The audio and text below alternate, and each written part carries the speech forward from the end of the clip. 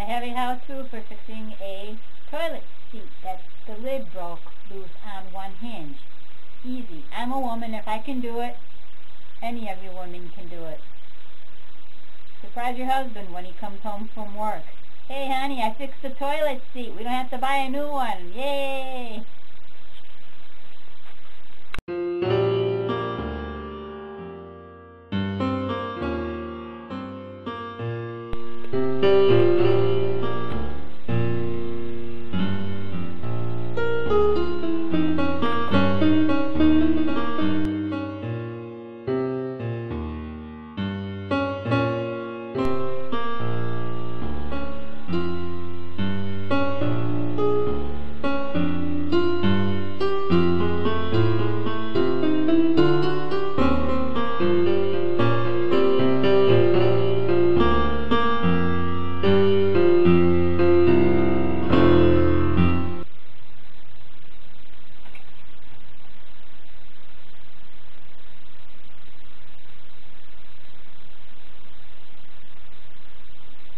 Take your feet off the toilet, take the lid off. If it's broken, you can pull it apart here and the other half will come off.